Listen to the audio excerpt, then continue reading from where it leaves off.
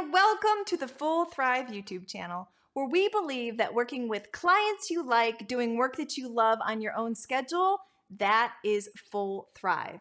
Today, in my Facebook group, we talked about narrowing down your niche on Upwork. Upwork is a crazy platform with hundreds of thousands, if not millions, of freelancers. If you want to stand out, be seen as an expert, save time, and raise your prices, you are not going to want to miss what I shared with this group, and it's coming up next.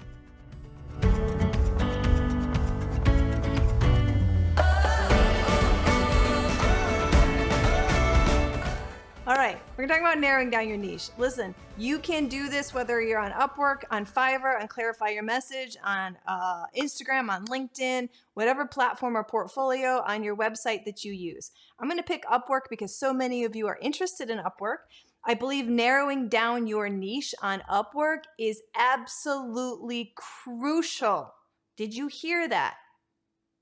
Narrowing down your niche on Upwork is absolutely crucial.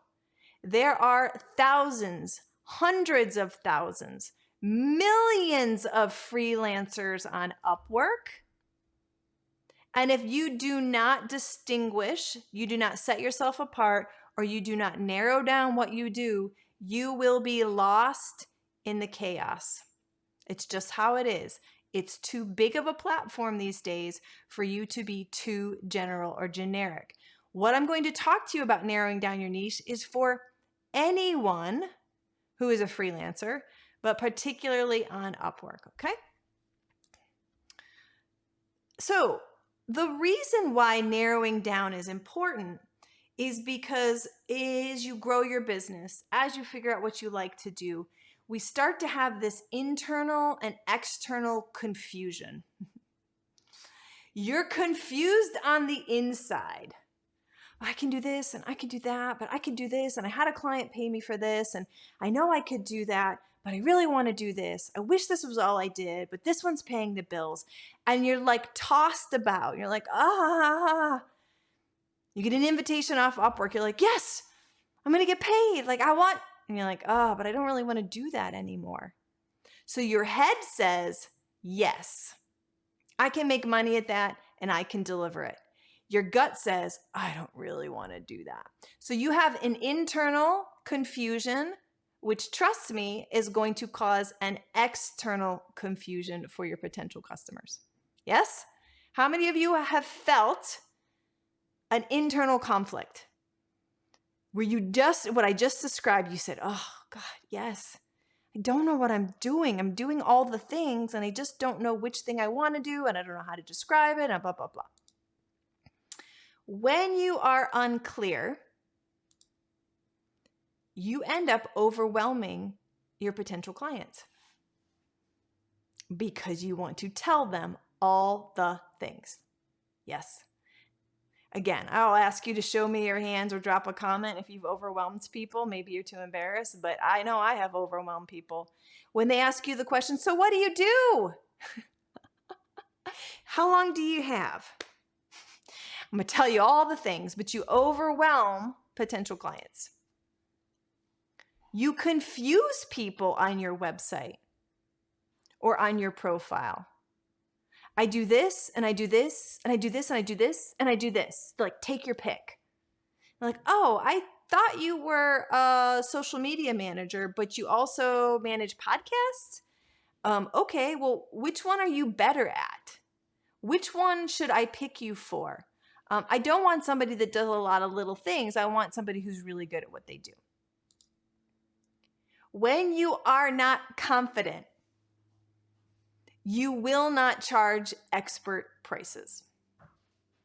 And if you want to really confuse a client, you tell them, well, I charge this much for virtual assistant work, this much for copywriting, and if you have me edit videos, I charge this much. And your prices are all over the place. Nothing will confuse a client faster. And this is just for you personally. You end up taking on projects you don't really enjoy. How many of you are addicted to the yes? I'm guilty. You're addicted to the yes. You love it when clients say yes. You may be a people pleaser. You want to be invited to a job. You show up, you do a great discovery call, you send a proposal, and they say yes. And you are like, oh my God, they said yes. And then it dawns on you that you actually have to deliver the work. And you're like, I don't like writing blogs anymore. I don't want to do people's taxes anymore. I want to do strategy. But I said yes. I'm glad they picked me, but now I have to go do the work. You know what I'm talking about. That is a very good clue that you need to narrow down because you are having preferences. Your gut is telling you, you don't want to be doing this, okay, anymore. Clarity, on the other hand, breeds confidence. Clarity breeds confidence. And so you have to be clear on the inside. And when you are clear, you are going to communicate very confidently. Okay? You're going to position yourself as the guide. When you are confident, you're going to be able to act as if you are the expert. Here's the truth, right? And we know this. You can't be great at all the things. You really can't. So why don't you, oh, I'm not even showing you my screen. Let me back it up here. Clarity breeds confidence, okay? So you're going to position yourself as the guide. You can't be great at all the things. So why don't you pick an area that you love, excel there, get traction, build momentum? It makes sense for you. It makes sense for the client. Like, take some time out, take a breather, and figure out what you really like. Pick a lane and go hard. I just did a post on that. One of the major benefits is that you will develop a strong portfolio in one area, okay? And that portfolio is going to show your expertise in actually what you do and write and say and how you present yourself, and your experience, because you're going to have multiple portfolios. For many years, I had some samples of blog writing, some samples of websites I built, some samples of this, and it was like this smattering of stuff. And a client would be like, oh, okay, she's does a little bit of everything. How do we feel about people that do a little bit of everything, right? They're not the expert. They're not getting paid a level of expertise. So people want to work with specialists. They want to work with people who are going to guide them through a process. We want to work with the best. Human nature says, I want to work with the best. There'll be some people out there who want to work with the cheapest. First of all, they're not your client. Okay, if you're in this group and you're a freelancer, I'm telling you, they are not your client. We are not on Upwork to chase the cheapest, to get paid the cheapest. That is not how we do this, okay? So people want to work with specialists. They want to work with somebody who has a process. Guys, if you are doing 3, 4, 5, 6 things, guess what? Now you have to have a process for 3, 4, 5, 6 things. You have to have a proposal for 3, 4, 5, 6 things. Your profile has to talk about 3, 4, 5, 6 things. You have all these different categories of your portfolio. See where I'm going with this? That is way too much. We ain't got time for that. Pick one thing. Pick 2 things. And I'm going to tell you in a minute why you're not doing this. Because you're probably going, yeah, I should do this. I should. I know I should. But I don't know. I am like, blah, blah, blah, blah, blah. I'm only telling you because I go through it all the time. I'm still going through it, okay? But being aware that that is just a sense that you're going to have should help you understand it's normal. It is just normal, okay? So just because it's normal, we're just going to fight through it and say, I'm still going to do what's the best thing for myself and my business and my customers. Is this good? Is this helpful? Doesn't clarity and confidence feel good? Don't you want to go, man, I am so confident in what I do? I'm telling you that confidence will inspire confidence in your client.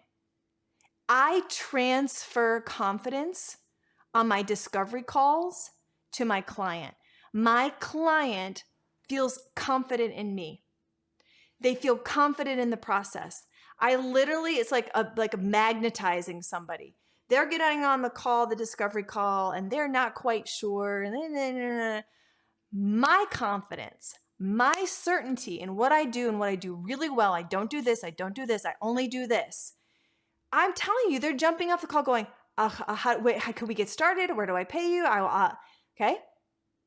I can tell you there's been many calls where I was not confident and I flubbed my way through and I was like, well, and it can happen. And then they started asking more questions. Here's a good one. I'm going to give you a free tip here. When you're on a discovery call, or even if you're like navigating or negotiating back and forth, when your client starts to ask you a lot of questions, it's because they've lost confidence. If you have a client that goes, sounds great, how do we get started, and doesn't ask a million questions, it's because you have instilled confidence in them. Narrowing down your niche will do that for you.